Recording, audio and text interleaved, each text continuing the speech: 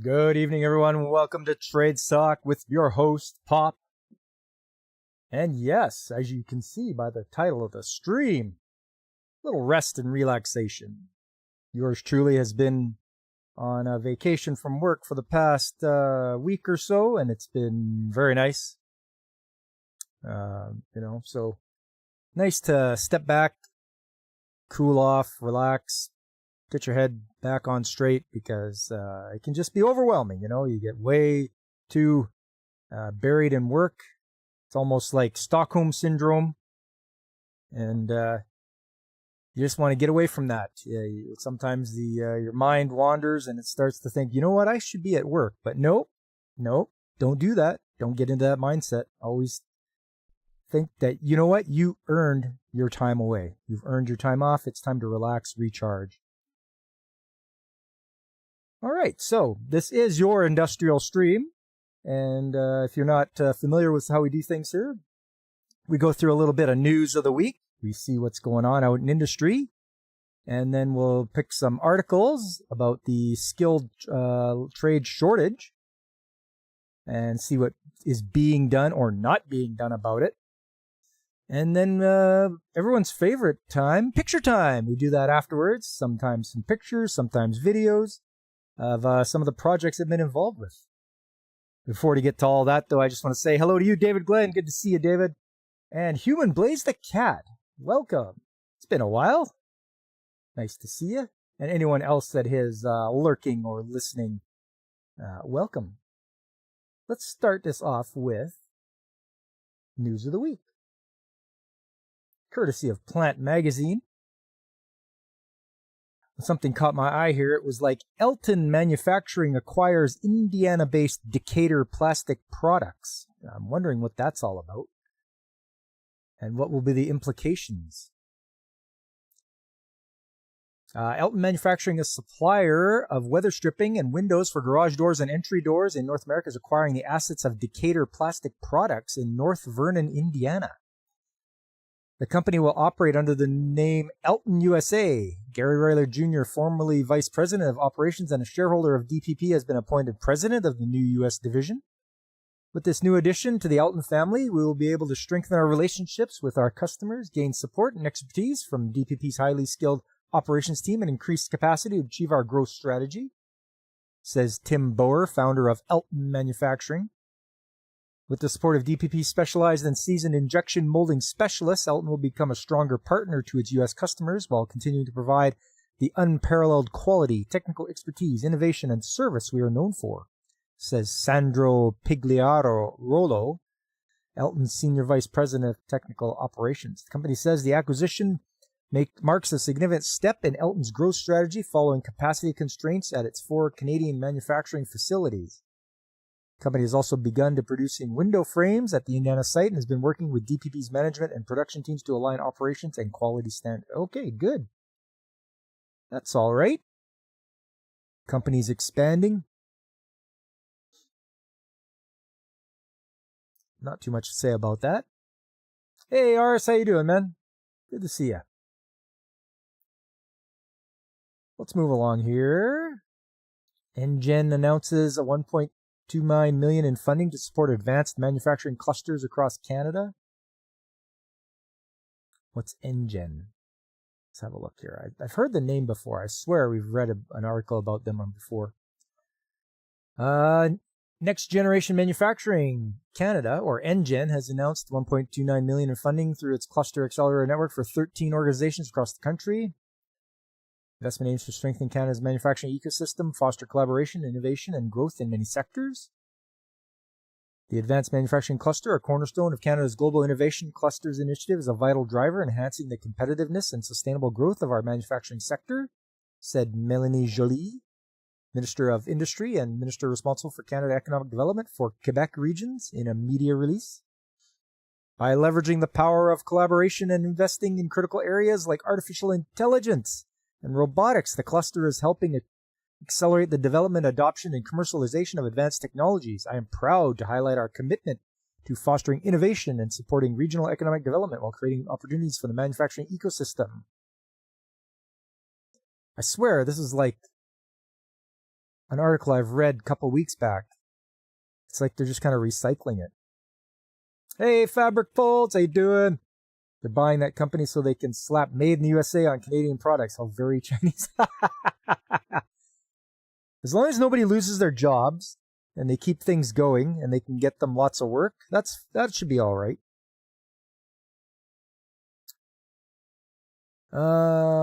Centre de Valorisation des Données Manufacturiers Quebec, developing an AI-driven matchmaking platform to connect Quebec manufacturers with new opportunities in partnership with Créneau Machines, Alliance Métal Québec, Réseau de la Transformation Métallique du Québec.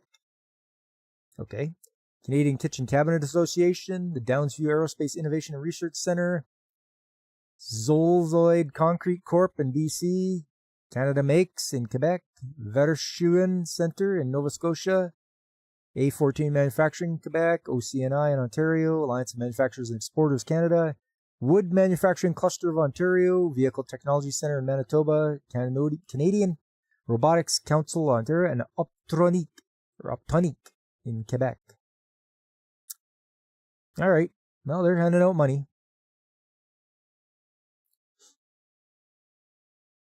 Manufacturers report less tariff impact in May compared to April.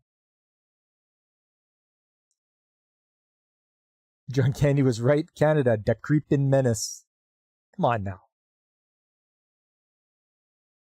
I thought we were more of a nuisance than a menace. Statistics Canada says fewer manufacturers report being affected by tariffs in May than in April. So it was all fear-mongering all along. I said that, you guys, when this first started happening. These guys were just running around like chickens with their head cut off, panicking, running around, screaming. The sky is falling, and yeah. Looks like it was all just blowing things out of proportion. The agency says total manufacturing sales were down 0.9% to $68.7 billion in May, marking the lowest level since January 2022. But it says response to a survey indicated U.S. tariffs were having a similar impact on Canadian manufacturing in May than in April. Nearly half of the manufacturers reported tariff hits in May, about 10 percentage points lower than the month before, when the bulk of U.S. trade levies took effect. The May data doesn't capture U.S. President Donald Trump moved to double steel and aluminum tariffs in June, nor has recently announced plans to impose 50% tariffs on copper imports. Manufacturers told StatsCan in May that they were dealing with tariff impacts mostly through higher prices and changes in demand. All right. Yeah, you kind of knew it. Fabric. Canada already conquered Minnesota. Okay. Land of 1,000 lakes. Or is it 10,000 lakes? I can't remember. Probably 10,000. Federal government announces interim policy on reciprocal procurement. I don't know what that means, but it can't be good if it's something that the federal government's doing. On June 14th, the federal government introduced a new interim policy on reciprocal procurement. Under this new policy, suppliers from countries that limit Canadian access to their own government contracts can be restricted from bidding on Canadian federal contracts. Okay. Measure aims to prioritize suppliers from Canada and from Canada's reliable trading partners that provide reciprocal access to suppliers from Canada through trade agreements. According to the Canadian government, the policy applies to all federal departments and agencies and will be implemented in 2 phases. Phase 1, the interim policy will focus on applying the policy based on the location of suppliers. Started with the rollout of training and tools on June the 30th to support implementation. The interim policy is in effect as of July 14th.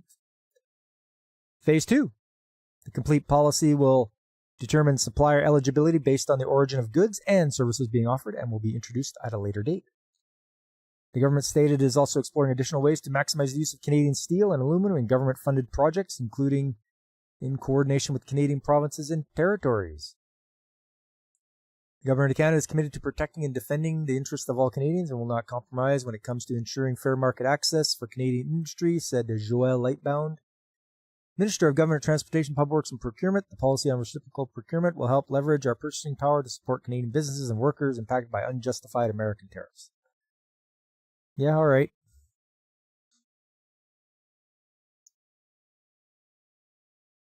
Canada conquered America in the 90s. How else do you explain Alanis Morissette and Bryan Adams? Oh, it is 10,000. Okay, thanks, David. And Seth Rogen via Freaks and Geeks. You guys can have Seth Rogen. I mean, I am not a fan. And that's pretty much it. There's only one more here. It says Plant launches inaugural top 10 under 40 awards program. That's okay. We don't need to look into that. Let's move along to some of the articles I've found. This is from Human Resources Director. Labor shortage triggers wage hikes, but long-term risk loom. Wage growth in Canada is projected to accelerate in the coming years due to labor shortages as fewer immigrants enter the country and a surge of retirements creates a shrinking labor pool and more competition for staff. Also, I'd like to point out that if Alberta does separate from Canada, they are going to crack down on people that are not here legally, and they're going to just get rid of them. So that will be a factor if anything like that goes along. But we'll have to see what happens. Richard Forbes, principal economist at the Conference Board of Canada, says there are two powerful forces colliding: reduced immigration and an aging population. Without new migrants entering the country, average wages are likely to rise. Migrants often fill lower-paying jobs as they settle, so in their absence, others will need to take those roles, which will push wages upward. With slower population growth and a rising number of retirements coming, we'll see a tighter labor market and ultimately bid up wages. The Conference Board's latest projections show that after several years of volatile growth, wage increases are expected to stabilize at around 2.4 to 2.5% annually by 2027. That outpaces the projected inflation rate of 2% and signals a structural shift in labor dynamics rather than a temporary spike. Honestly, they don't have to bring in more migrants. Just get the younger kids interested in going into the skilled trades. Get them away from the TikTok brain rot, and let them know that you get into the trades. You're guaranteed you'll have a career for life rather than just being a flash in the pan TikTok star who, your days are numbered. Same with OF girls. Their days are numbered, until they start looking like, they age like fine milk. So, trades are the way to go.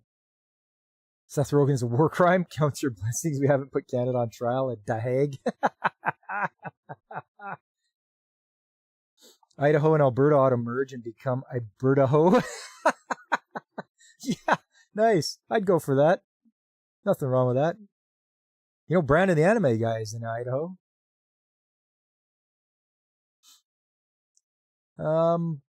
Certain sectors are already feeling the pressure, particularly the construction industry, with younger workers increasingly favoring academic routes over skilled trades. Now that goes counter to what we've read before, where they're like, oh no, Gen Z, they're the tool belt generation. They're not. So what are they talking about here? Workers favoring academic routes.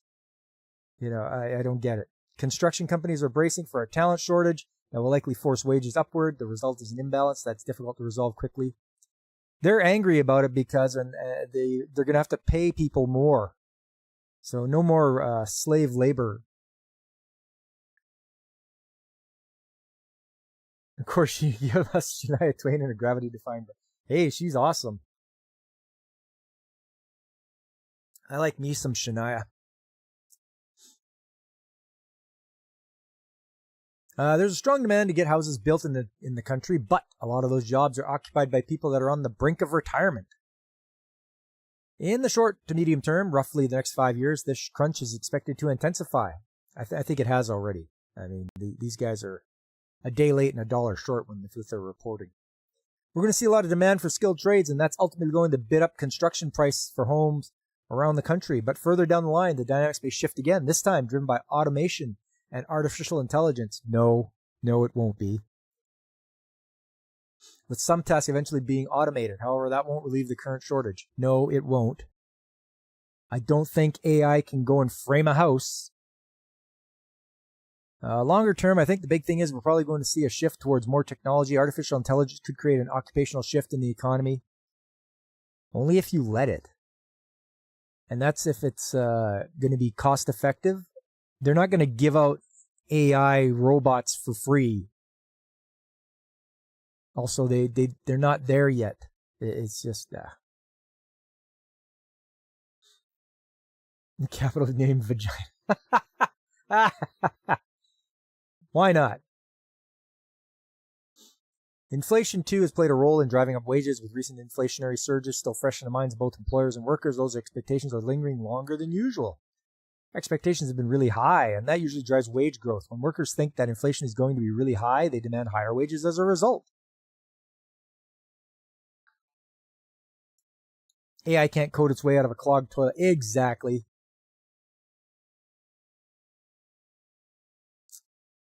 The conference board anticipates that wage growth won't keep accelerating, but rather will reach a new plateau. Yeah, it can lie its ass off. Yeah, it can. We see it increasing and then remaining at that increase point. We see wage growth coming down this year and into next year, and then we head into a more 2027 and onward. We see wage growth around 2.4 or 2.5% range. Still, the outlook is anything but fixed. One of the most significant variables is government policy, especially immigration. Current cuts for foreign may push up wages in the short term, but they're likely to weigh on the broader economy over time. Once again, guys, this sounds like more fear-mongering. I'm sure the government loves that, to keep the people scared and in line. If the immigration policies change, that has a real major impact on our labor market outlook as a whole. Our stance has always been that the reduction in immigration targets is actually bad for the economy. We could see short-term average wage increase, but there's less workers available to create goods in Canada. We see immigrants as a net benefit for the governments. It's not. It really isn't. Get your unemployment rate down below 2% and then start bringing in immigrants. You don't have to open the floodgates, but maybe, a couple thousand for a little while, but don't go nuts. Get the unemployment rate down below 2%. Get it so the majority of people are working. Get that way your social programs like welfare and all that, your employment insurance, you're not burning through that. This is what they have to do, but they're not going to do that.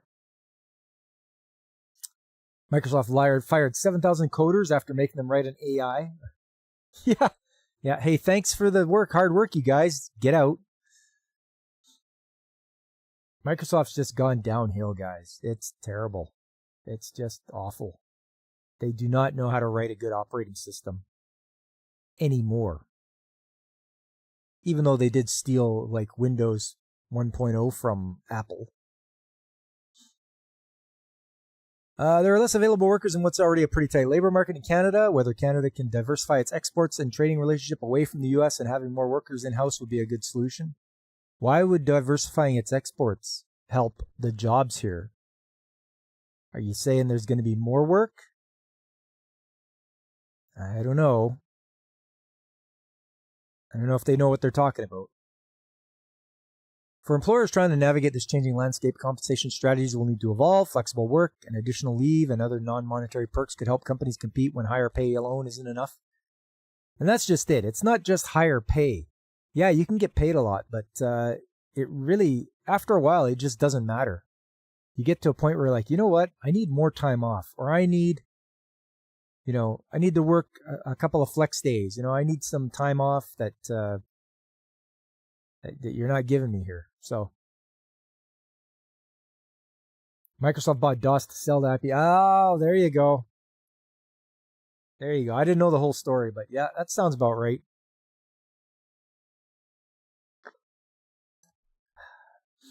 What's up, DJ Ronnie G? How you doing, DJ? You just on your way home? It's important to offer not only just wages to workers, but also non-wage benefits. Hiring strategies may also need to be sharper, as firms may be more hesitant to hire if there's less people looking for work, because that leads to less job creation. Well, there has to be a job there first, and then you go and you don't just like bring somebody on and it's like, I'll create a job for them. No. You need to have the job opening and then hire for it. And there's still a lot of people out there. Once we see job listings and all that, there's a lot of people applying for them. And now they're doing this stupid AI sorting of resumes, which is really stupid because AI is just garbage at looking at resumes. The message to employers is clear. Fewer available workers and more competition will define the coming labor market. Businesses have to adapt quickly by offering more than just higher pay, a better shop at securing the talent that needs to stay more competitive. And what have I said before, guys? It's the companies. It's their short-sightedness. It's their own damn fault. If companies weren't so dumb and slow to move on things, they can stay ahead of this. If they just look ahead and see, oh, wait, we need to get some more people here and get them trained up, or we need to do some in-house training and train people up instead of waiting until the last minute and panicking. So it's their own damn fault.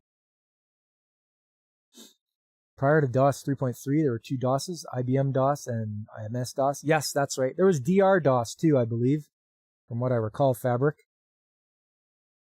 That disaster that was OS2, that was IBM's fault. Yeah. OS2 Warp. Remember that, guys? I miss my Windows 3.11. I really do. This article here from the CBC. Remember, that's Canada's National Broadcasting Corporation. So,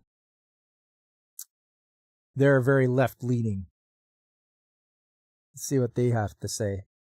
Northern Ontario's newest housing research hub is looking to explore how to get the number of new builds up while keeping prices and environmental impact down. Well, first of all, that's an oxymoron. You can never keep your prices down when you're trying to get new builds up.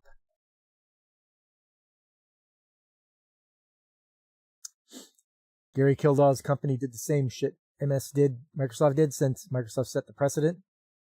MS did an unauthorized clone of CPM. Ah, yes, CPM. Yep. Good stuff, DJ. I knew you'd know this stuff. Patterson did what QDOS and MS brought that as Dave's. Yeah, and bought that as Dave's. Yeah, there you go. The new center will bring together students in science, technology, engineering, and mathematics, the STEM fields, and social science backgrounds with building industry leaders to explore ways to address Northern Ontario's housing crisis. I didn't know there was a housing crisis in Northern Ontario, but apparently there is. Some of the key issues the center will look at are impacts of a shortened construction season and how it affects the cost of new builds, a shortage of skilled trades workers, and supply chain availability, said Stephen Betes, the Center for Housing Innovations Director.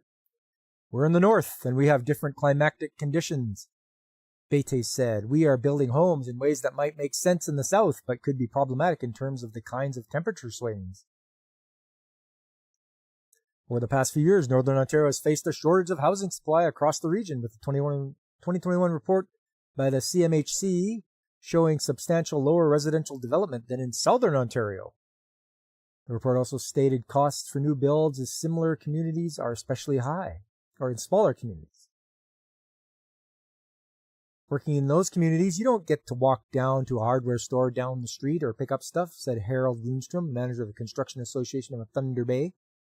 Adding the transportation of materials requires a lot of planning by the builders. Everything has a cost attached to it.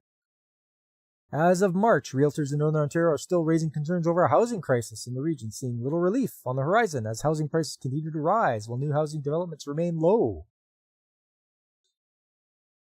For the First Nations in Northern Ontario, a key part of the housing crisis they face stems from a lack of adequate housing as decades of old modular housing falls into disrepair. Back in 2019, 3 separate First Nations in the region declared states of emergency due to lack of housing supply in their territories.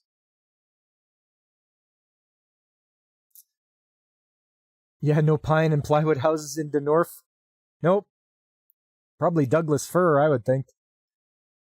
My family's all from Fort William First Nation, and so we grew up in the shoebox reserve houses, said Kateri Banning, who owns Marquette Construction in Thunder Bay.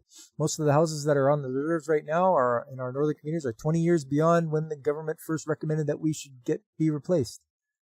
Marquette works with First Nations across Northern Ontario, including remote flying communities to build new housing while also taking care of other infrastructure needs such as water piping and road maintenance.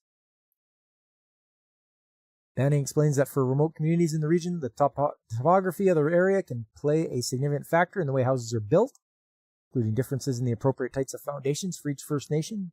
The climate of a given area can also present challenges pertaining to the types of materials that can be used to sustain long winter months in the region. Who is that chick? Oh, we're getting to that. We're getting to that, David. The Center for Housing Innovation will also look at how to address affordability of housing within these communities as it relates to prefabricated housing.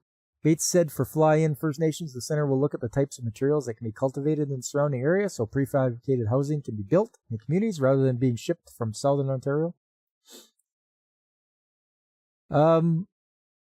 The federal government will take care of this. They're the ones that deal with the native population, and so it's all federal. All they have to do is get their act together and be like, okay, well, we're bringing in houses.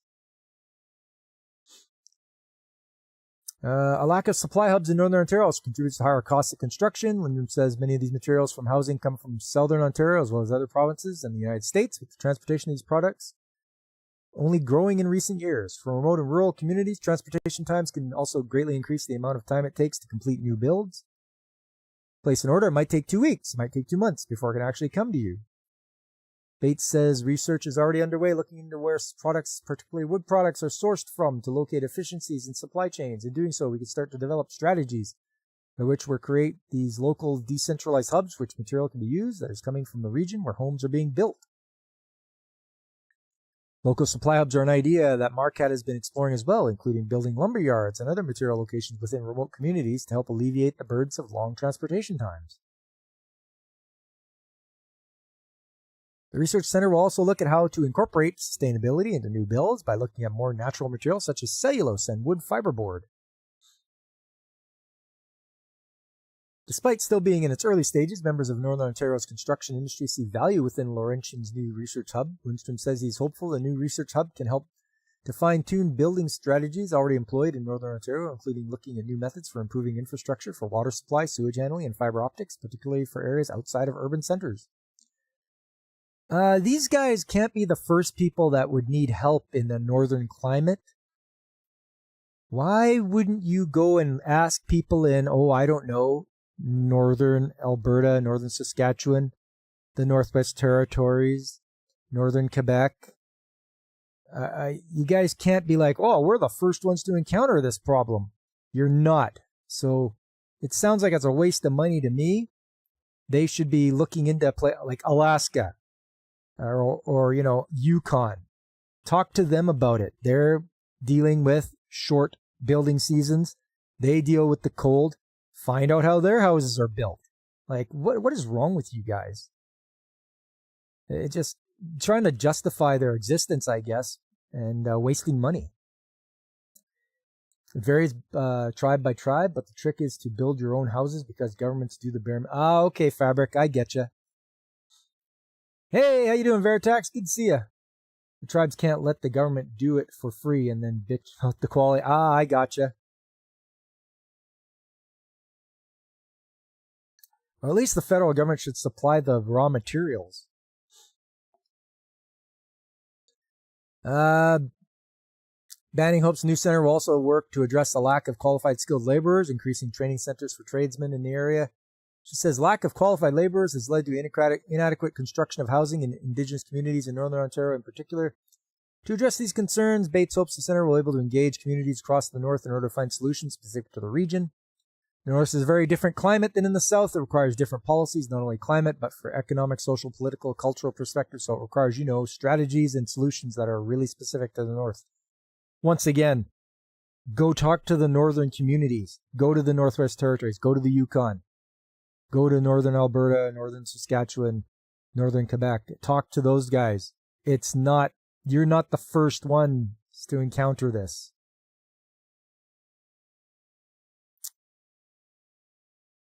Finally, here's one from South Africa, which was surprising to me. I didn't think we'd ever see anything about South Africa and their shortage of skilled trades, but here it is. Arrive Alive reports that South African Motor Body Repairs Association, or SAMBRA, in partnership with the Retail Motor Industry Organization, or RMI, has begun intensifying its efforts to address a critical shortage of training opportunities in the vehicle body repair sector. Due to a 2024 shift to occupational qualifications, the sector continues to face serious constraints in accessing accredited training providers, particularly for specialist trades like spray painting and panel beating, according to the article. Sambra National Director Juan Hancom told Arrive Alive that only 12 training providers accredited by the Manufacturing, Engineering, and Related Services Sector Education and Training Authority are left.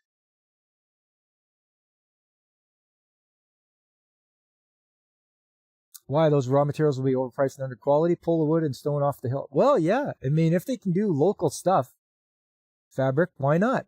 You know, it's if they can set up like a portable sawmill and do it that way, yeah, I'm all for it. And yeah, if they need rock and stone, grab it from the mountain. There's got to be something. South Africa's a self-inflicted wound. Oh, it's a real joke of a place now, I'll tell you. Man, oh man. While the new occupational qualifications bring value, they require apprentices to spend up to 1/3 of their training at a provider over 3 years, he said in an article. The current infrastructure simply can't support the demand, especially in rural areas. Sambra and RMI say they support the transition to a new training model from the Quality Council for Trades and Occupations that allows employers to provide the 3 components of the occupational certificate: knowledge, practical, and workplace. On site, they are tracking a hybrid pilot project that offers online theoretical training and employer-provided practical and workplace training on site, according to the article. So far, 13 apprentices, 6 spray painters, and 7 panel beaters have been placed with 5 RMI Sabra employer members as part of the pilot, according to the article. A July 10th Sambra press release also highlights what it calls a successful education program at Baysville School of Skills in East London, based on a recent collaborative visit to the school. It was truly inspiring to witness the level of skill, commitment, and potential in the learners at Baysville, said Abby Kriek, Sambra Associated Representative. In the release, we came away with a renewed sense of purpose to strengthen ties with schools like Baysville that are nurturing the artisans of tomorrow. Hanekom added that the visit was a valuable opportunity for the team to engage with the school and reflect on how Sambra can further support technical skills development in the region. The motor body repair industry is opening doors for young men and women in a range of qualifications they can use to secure exciting career prospects in South Africa. Gone are the days when the sector was regarded as a men's-only profession. Today, these qualifications are highly sought after, and women are making waves in the industry with their attention to detail and technical skills. Hey, as long as they can do the job. Right? As long as they can get in there and do the work, I don't care. But just do the work and shut up about it. You're the only one noticing a lack of skilled tradesmen worldwide. It's like they're trying to return us to 1356. I don't know. Maybe they are. It's something, all right. The article continues. Anyone can succeed in the learning opportunities we offer, regardless of the challenges they may face in their personal circumstances. All you need is passion for the trade, commitment, and discipline. You also have to be somewhat smart, intelligent. You need to catch on to things. You can have those 3 things he said, but also intelligence helps. He also emphasized that apprenticeships are a powerful way to build a sustainable career in a sector that urgently needs more skilled artisans. Baysville School of Skills places a strong focus on practical training in trades such as panel beating and spray painting, according to the release. At Baysville, we believe every child has potential. We just need to provide the right environment for them to grow, said Werner Osthuizen, Baysville Deputy Principal and Head of Technical in the release. Through hands-on workshops and mentorship from skilled artisans, our learners develop confidence, discipline, and highly employable skills. Shut up and build me a sandwich. Yeah. Go construct me a sandwich, woman. Students in the school's panel beating and spray painting workshops work on real customer vehicles, producing results that rival those of seasoned professionals, the release says. I find that hard to believe. There is no way a student doing it in school is going to get results as good as someone who's been doing it for years. So don't lie to me, article. Don't tell me that if that's the case, why are they even going to school? If women wanted those jobs, they'd have them. Women don't want office jobs and aren't interested in being dirty from a hole to L. Yeah, from a hole to L. Yeah, exactly, Fabric. Yes. I've said this before too. It's like, oh, well, we're trying to get women in. Why? They don't want to. They don't want to. Sandwich technicians are forklift certified. Forklift certified. With a 95% employment rate among panel beating graduates at the Eastern Cape's only school-level spray painting workshop, Baysville stands as a training hub of note. The release states, despite its success, Baysville operates under serious financial constraints. The school receives no government funding and relies almost entirely on school fees, of which only 42% are collected annually. What a ridiculous thing. Like, how utterly retarded that the government is not helping out. But hey, South African government, what are you going to do, right? I mean, obviously they're worried about other things, maybe filling their own pockets. You know, God forbid you spend money on a trade school. Sambra says it's important to support institutions like Baysville at the urgent need to grow the number of registered apprentices in South Africa's motor body repair sector. What the school achieves with limited resources is nothing short of extraordinary, says Hanekom.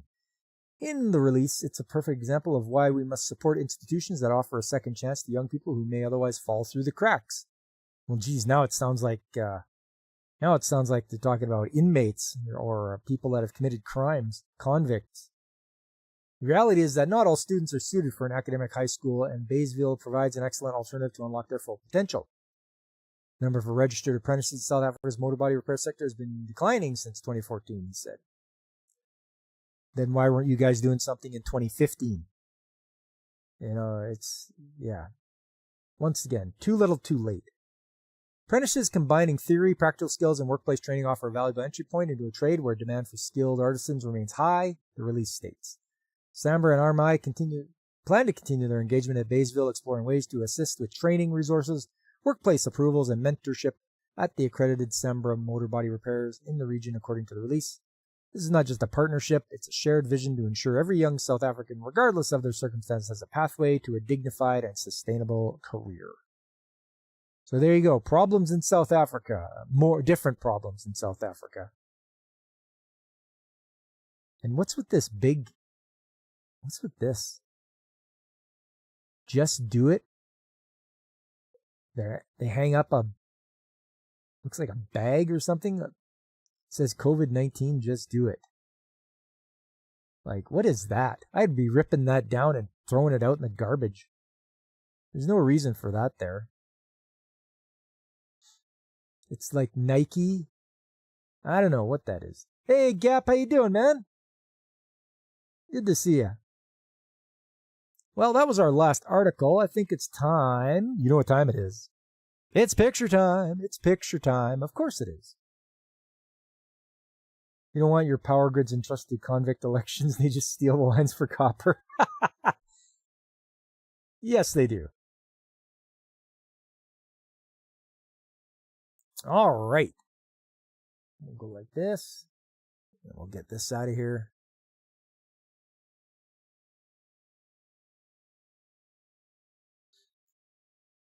So I'm currently on vacation right now from work. I've got another week to go.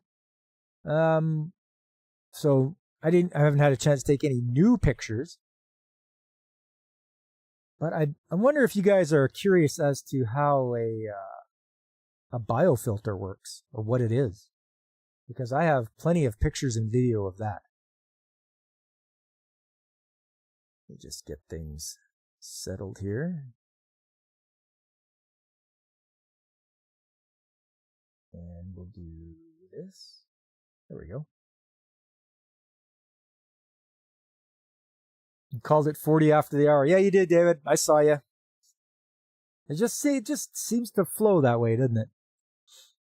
So a biofilter is a large, as it is, it's a filter that takes the foul air out of a building and cleans the ammonia out of it and releases it in the atmosphere as cleaner air. And it's usually made up of a little bit of wood chips, or a lot of wood chips and a little bit of dirt mixed in. And that's what helps capture and trap the ammonia particles as they get pushed through by a set of 6 large fans that pull the air through the compost that's in the building and pushes it out and forces it out through this this biofilter. It's a giant filter. What's that? You don't know what vacation is? Yeah, I know. You're a busy fella, Fabric. Okay, so this is what you do. First, you call in a Gradall and you tell them, hey, clean this out. We need to clean this out. This thing is usually about 5 feet thick of wood chips. So you get 5 feet. And there you can see there what this Gradall does is he travels along the edge here. And he can only reach so far. He can reach about halfway. So he reaches halfway, scoops it out into dump trucks, and they take it away and dump it out. So that's what he does there. And once he gets a little further along and he removes it, a crew comes along and they take off the top mesh, which is plastic. They get down to some fiberglass grating, and under that is cinder blocks. So there's the cinder blocks. There is the fiberglass grating. And it looks like they've pulled off all the mesh, wire mesh.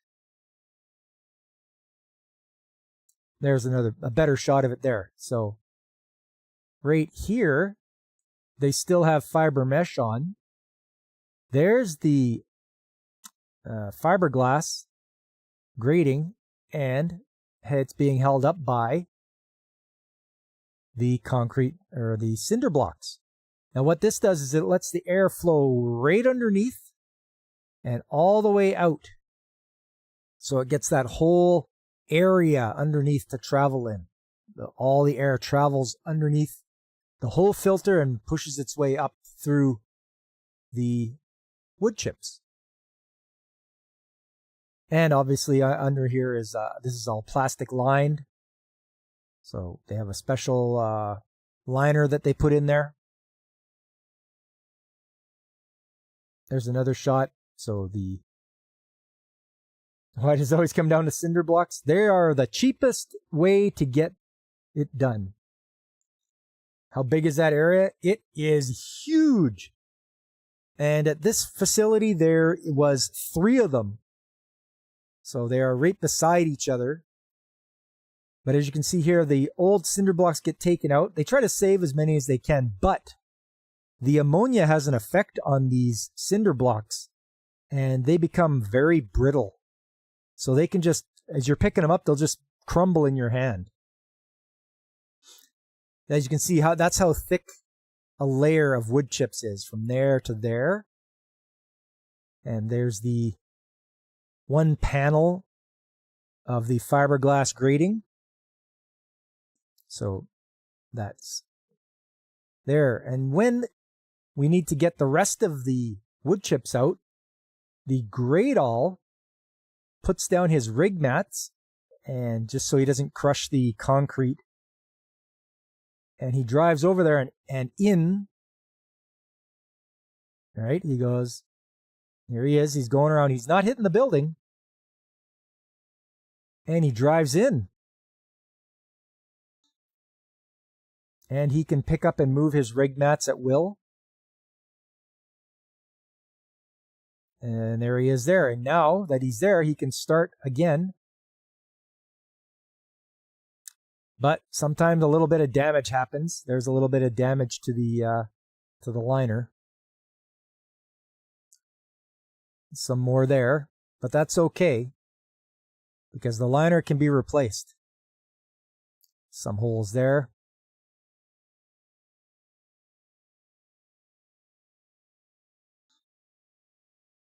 And there's a patch kit for repairing the holes. That's if they don't want to save the liner. Or if they want to save the liner, then you put patches on it. If not, you just rip the whole thing up.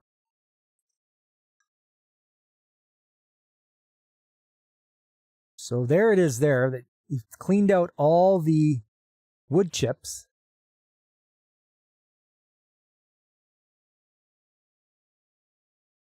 And the stack of, you can see, look at all those cinder blocks. You pick them all up.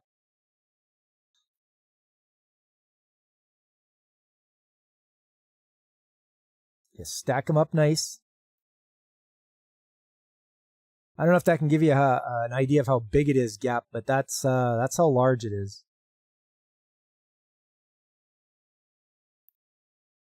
And you always use a skid steer. You can see our skid steer off here in the corner.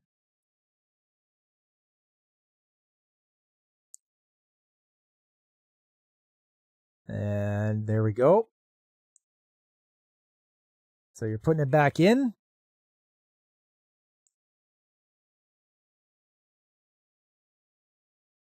Then you put all the, you're surprised the ammonia doesn't eat the liner? No, it doesn't have an effect on that liner. I don't know if it's a special one. They call it Enviro liner. And then we put in all the fiberglass grating and some new ones. You can see the white ones are put in. Because the old ones are just, sometimes they just don't last. There you are. There's another shot of it there. So that's it, all ready to go. And we are going to get ready to put some brand new wood chips on. And to do that, you need a loader and a conveyor belt and a hopper and something called a telebelt. And this is the telebelt right here. And it is just pretty much a hydraulically driven conveyor belt on the back of a truck. And it's controlled by that guy there with his remote control.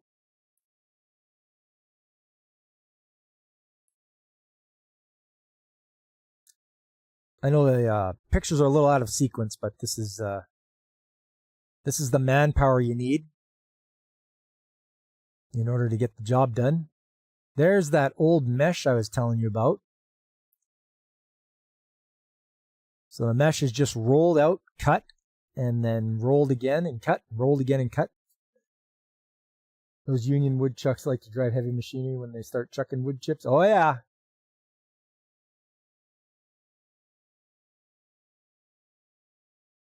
So there's our grade all. He's in there. He is cleaning up. You roll up all the mesh and throw it in the dumpster.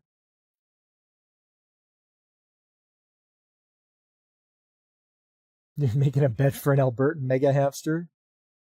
Something's got to drive its power wheel out here. And then when you do it in November, like this is, you tend to get a little bit of snowfall.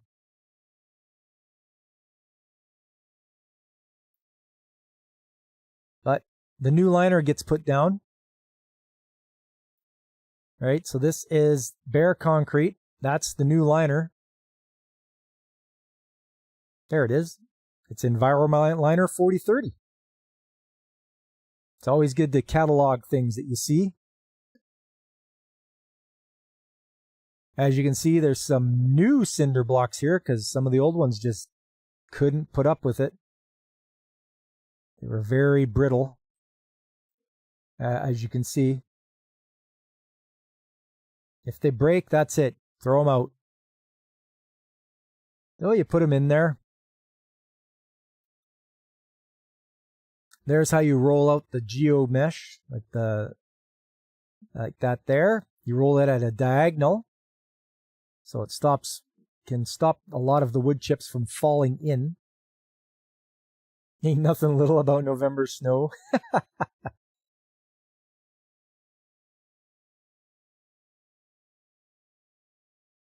That's the other biofilter, the one that was going to get done the next year. We're working on this one over here.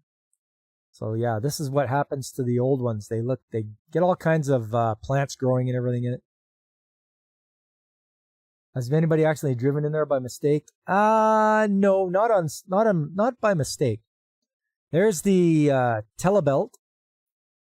So these guys set up their truck and they start Spreading wood chips. There you go. That's how it works. The truck sets up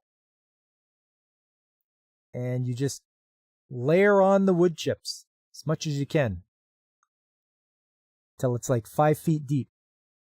There's a better shot of it there. This thing can reach pretty darn far, and it's a great machine.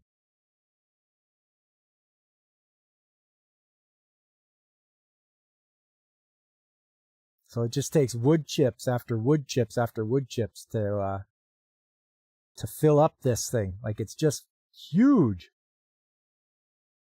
And then once that happens, you get the guys out there with some rakes and such, and okay, you guys smooth it out. Try to level it out. And so they do. Once again, there's a shot of the old one. That's how you got moss growing on there and grass. It's getting all compacted and it's breaking down. So it's not really doing much of its job anymore. There you can see the separation where the air comes out from underneath. And the fiberglass and geomesh. But yeah, once it gets compacted like that, it's hard for it to do its job. So these get changed out about every 4 to 5 years. Here's a better shot of it there. You can see we put the fiberglass grating up and out of the way. We just put it on the plenum here, which is this concrete ducting. That's a giant duct, by the way. There's the metal duct on top, but there's also a concrete duct that the air goes through. And all these red things are valves, so you can open up or close the air coming out. So the air coming out of the building comes through these valves here, through this concrete plenum, and then the valves let it out into the biofilter.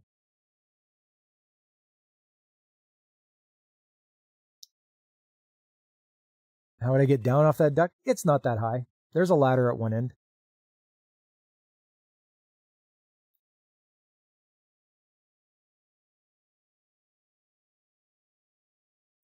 I forgot to tell you guys, they built this 14,000 panel solar farm down by Cheyenne for $20 million, and it got slaughtered by a hailstorm. Not only a total loss, but now it's a hazard. Oh man, that's brutal, Fabric.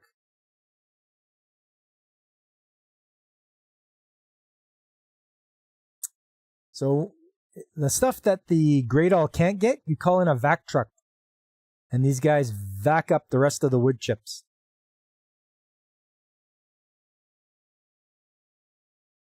And then you got to put the concrete blocks back, which is what these guys are doing. There's the pattern. You always do a diagonal with the geomesh over the fiberglass. Solar panel material soaked into the ground. Oh no. Yeah, that sucks.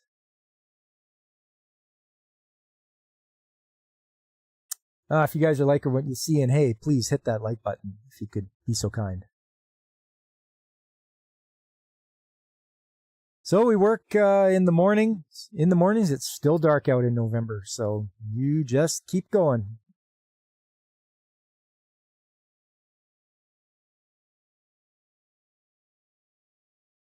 And you just keep filling it up.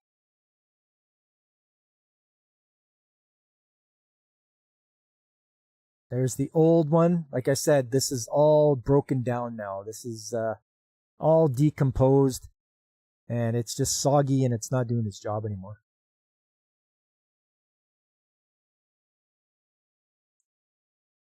You store all the concrete blocks or cinder blocks on pallets, of course, so you can lift them up and out of the way. You grab your old liner, cut it up, grab it, roll it up, throw it in the garbage. See, this is what happens to all those cinder blocks that are just no good anymore. And that's so there's the valve there, and then it comes out, and this is where it shoots the air into the biofilter.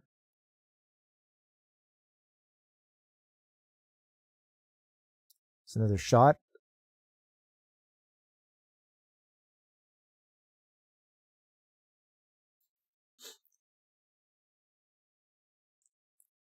And we've got the new cinder blocks waiting for more fiberglass grating to get put down. There's the telehandler, the telebelt, I should say. The telescoping conveyor belt. What a great thing. Great invention.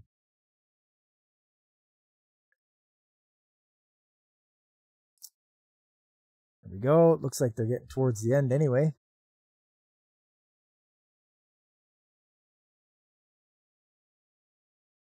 So that when you got one great awl, then you can have two. So this guy's making piles, reaching towards the end there, and he makes piles for this smaller one to go and get and fill up the dump truck. So a little bit of dual working great awls there, working in tandem. There's the vac truck. They're sucking out the rest of the wood chips. And you secure the mesh with some tie straps. It's just got to be secured long enough for the wood chips to get put on top. And we make sure the outriggers have outrigger pads on them so they don't crush the concrete wall, because that would be bad. And here's some of the stuff you find when you're trying to in the wood chips. I don't know what that's from, but it just gets shot out into the wood chips, and you're like, "What's this?" It's a bunch of metal. So these other guys across from us, they hired a different company to take out the other biofilter. And like a bunch of morons, they drove their skid steer with wheels in there and got it stuck.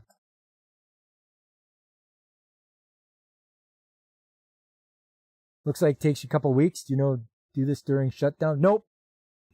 This was at the Waste Management Center, so there's no shutting down. We just grabbed a crew. I was the head of the crew, and we just went ahead and did the job. And I think we were getting the wood chips from the city, because the city would grind up old pallets and stumps and stuff like that. So we would just get it from the city. We just tell them, "Hey, we need another truckload," or whatever. And it does take, I think it takes 6 weeks, fabric. I think it takes 6 weeks of work. There they are. They're securing something for the new liner to get attached to. So they're doing some concrete drilling and then anchoring it. That way that will be attached to that thing. Look at that. Look at that reach that thing's got. It's 1, 2, 3, 4 stages. So it just has like super long reach. And you can control the speed of the conveyor belt with a dial. So, because it's hydraulically driven conveyor belt. Yeah, look at the moron's got the skid steer stuck. Don't drive a wheeled skid steer into soft ground. Use a tracked one. But nope, they thought they were going to do a great job and dig it out, and they got it stuck. So, good job. You guys proved that you're not as good as we are at doing our job. So this was a different company, a different contractor they tried to hire to get them to do their biofilter, and as we were doing ours. And it's like, wow, these guys are not smart at all. So there we are. We even have a level indicator in centimeters. 155, 160, 165, 170. And that's how you know how much you put up there. You put roughly 5 feet.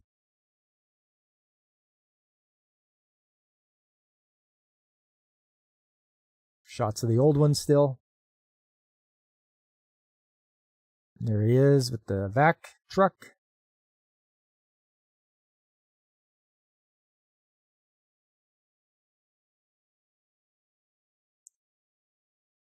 There's the plant life that grows on top.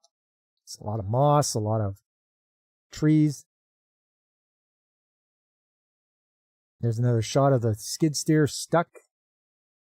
Because I couldn't get enough of it. I kept taking pictures because I'm like, this is hilarious. You guys got this stuck. Good job.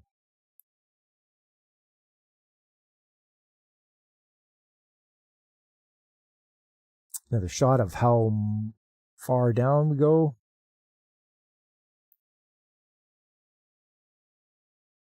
Got the great all taking measurements just to see where each block goes and how far away it is. That's important during the putting down the cinder blocks.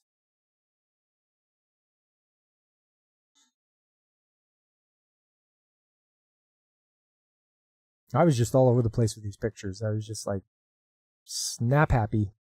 This is back in 2011, as you can tell by the date code there. So quite a while ago. And you throw the old snow blower in there, try to get rid of some of the snow out of the pit.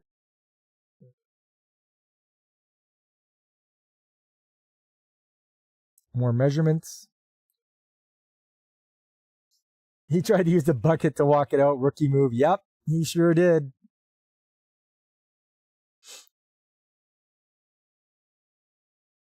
See, there you go. Here's a collapsed cinder blocks. They just can't take the exposure to the heat and the ammonia. It takes its toll on it. It just makes it crumble in your hands like dust.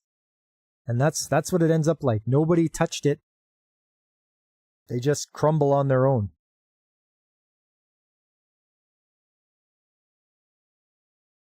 More measurements. There's a shot down the telebelt. As you can see, it's just starting. So I climbed up there and got a picture.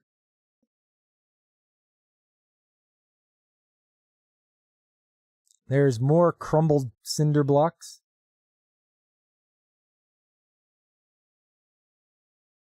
So they have to come out, thrown away, and new ones put in.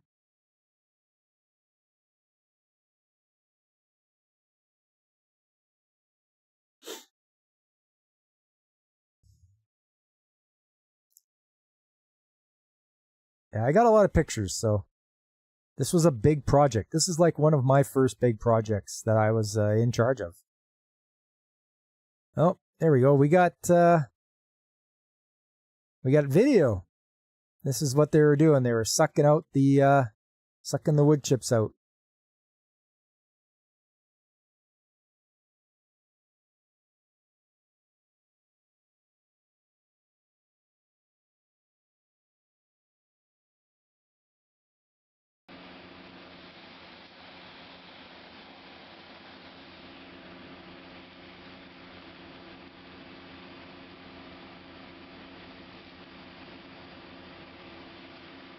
Just like the Romulan high energy plasma. What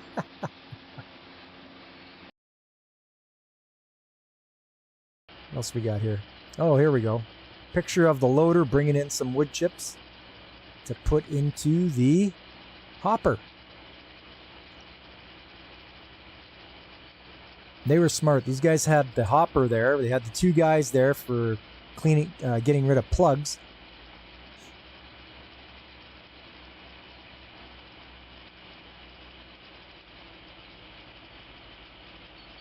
So here we go. You can't dump it all at once. He's got to go easy. So those guys there, you can see they're starting to keep the thing from plugging up. And then it goes there. And then from that place, it does a direction change. It can go any direction now, wherever he points that boom of his. And then it's coming out there. I'll tell you, if you've never seen one of these, or if ever had the chance to have one used for anything, it is great. Where do all the old wood chips go? They get burn off the energy or recycled? No, because it was a composting facility, they just got put into the compost. So they took the old wood chips and just put them into composting. See what else we got here. It's been a while since I've watched any of these, so. Oh, it's very windy out this time around. Like, you can see the wood chips getting blown around like crazy. So he's trying to do very short. Keep his boom short so that he doesn't have to shoot them very far. Otherwise, they're going to go all over the place. But yeah, high winds was a bad scene for us with the high winds.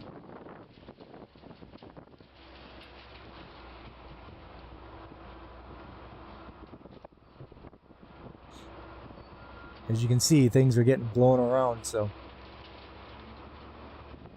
I think these guys were trying to hold down a lot of the paper and all that, or the mesh.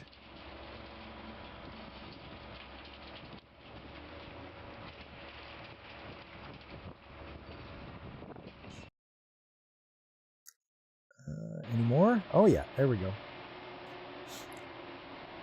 You guys might recognize this one. This is from my... no wonder the compost wasn't usable.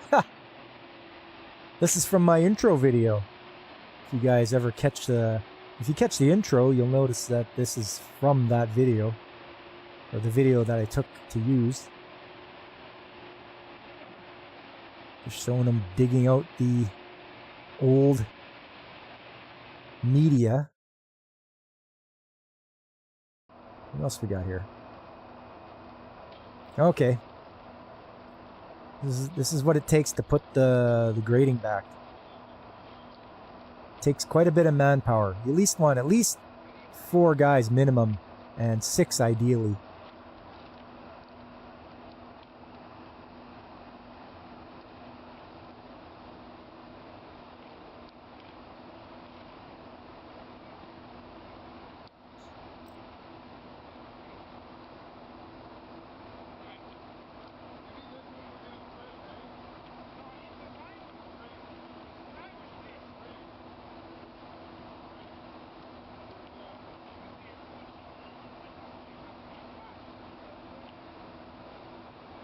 They didn't like it, so they're going to flip it over.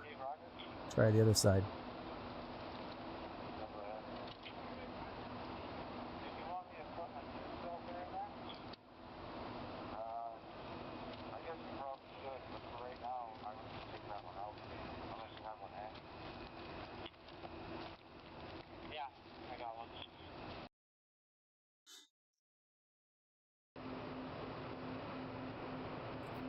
Okay, this might be a shot of when we're getting towards the end here.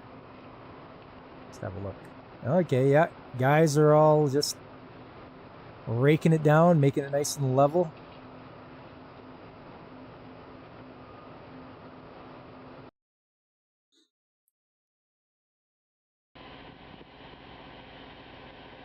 Brand new wood chips, full of dirt.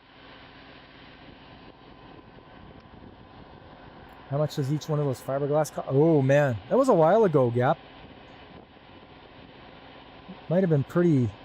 We reused a lot of them, but I think we did buy like a rack of them to use.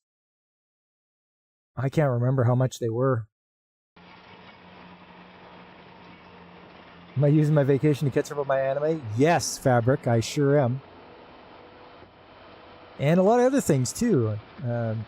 It's nice to be able to just relax and do things at my own pace here. I've been reading some manga as well. Really good book. It's called Showa, A History of Japan. So I've been reading that, and that's been a good one. If Alex is around, he might know what I'm talking about.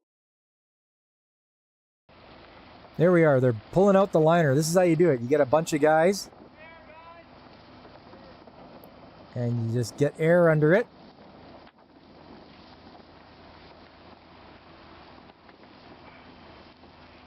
You pull it as hard as you can.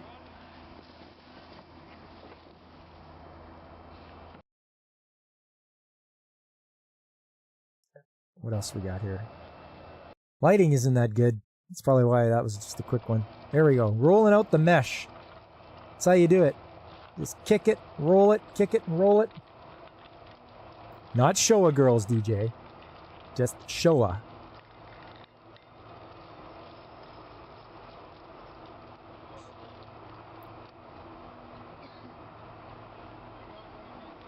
There you go. You roll it up a bit. Have to roll up a bit higher up on there, and then secure it. Some tie straps, and there you go.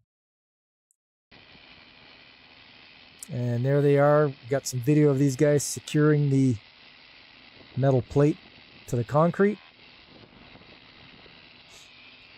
Or I guess it's flat bar. Securing the flat bar to the concrete.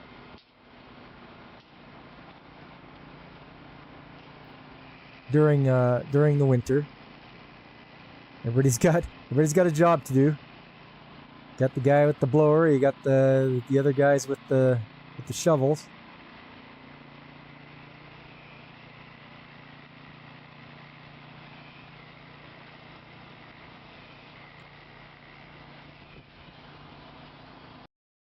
You like you some Showa girls. Down at the Beaver Hut, right, Fabric? Oh, I think that's the last video. Well, if you guys have learned anything, it's how to redo the media in a biofilter.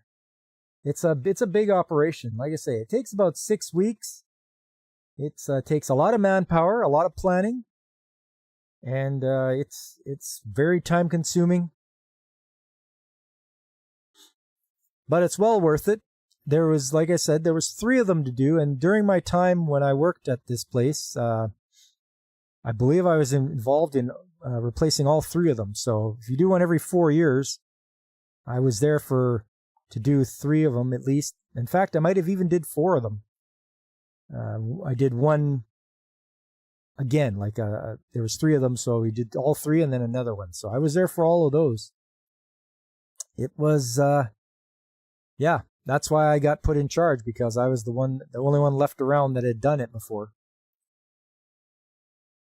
So yeah, fun stuff over at the Waste Management Center. Little things you know. In order to clean the air, that was what they used. They used something called a biofilter. And that is like a really low-tech way to clean the air.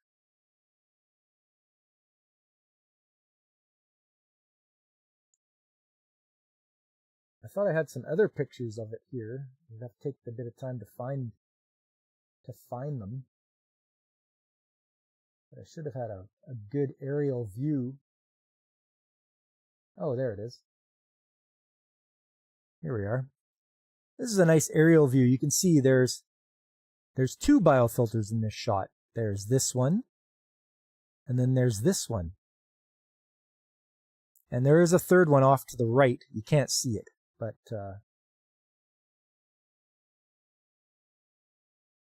you gotta drop off. Okay, David, thanks for coming out, man. Good to see you. Promotion by attrition. Well, you know, I can't help it if people leave.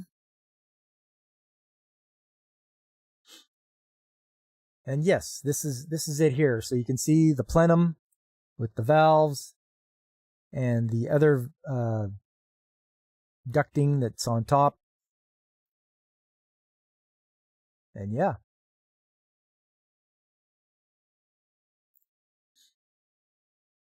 So there you go. A little lesson in biofilters.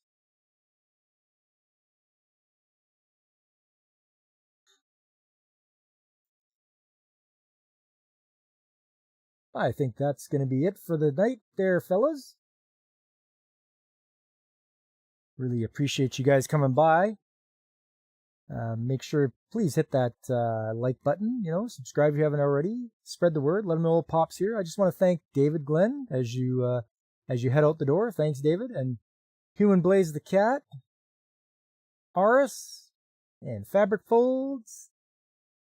And who else was here? I saw guys here. DJ Ronnie G.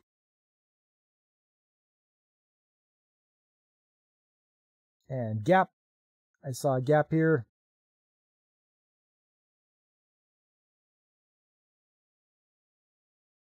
And anybody else that was lurking and listening, I really appreciate it.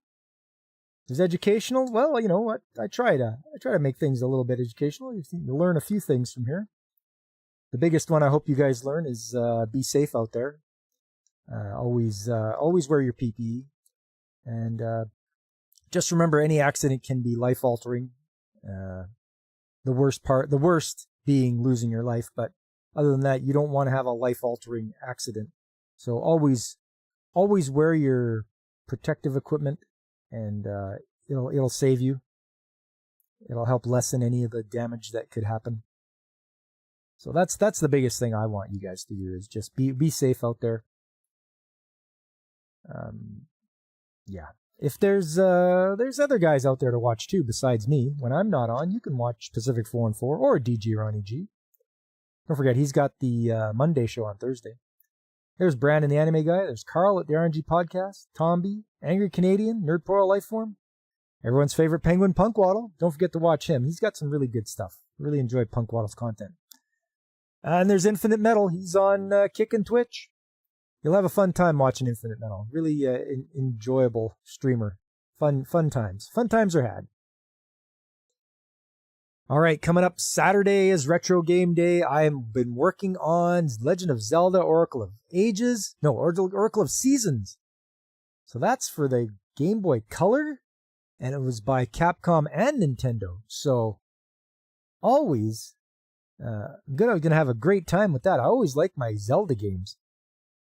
So, and I've never played those before, ever. So it's all brand new to me. I'm really looking forward to getting right deep into it. Oh, thanks for the link, DJ. Yes, Pacific is playing that Ronin game right now. There you go. When you go over to see Pacific 414, just tell them I said hi. So that's on Saturday. Legend of Zelda, Oracle of Seasons. On Sunday, Anime Chat Day, we are doing classic literature. And you know, you're probably like, oh, yawn, boring. But when it's done in anime style, it might just be entertaining enough that you will learn about the classics if you haven't already. Last week it was Heidi and Treasure Island. Both were TV format, so you could watch 52 episodes of Heidi or 26 episodes of Treasure Island, which that's great. So tune in to Sunday when I will show you 2 more classic literature done in anime style. It should be very entertaining. And then after Sunday, we're back to Tuesday again. I'll be back at work. I'll hopefully have some new pictures and new videos and all that other kind of good stuff. And I can get you guys caught up on all the shenanigans that happened while I was away for 2 weeks. Because you know things are going to happen. They may have had some breakdowns, but no one's called me. So when you're the only maintenance guy, you kind of wonder. Hopefully they're not having any emergencies or anything. That's always the hope. But we'll see what happens. I know I'll have lots of stories for you guys next Tuesday. So join me then as well. Well, all right. Until I see you guys again, whether it's on the weekend or next Tuesday, hope you guys have yourselves a great week. Until then, I've been Pop, and I am signing off.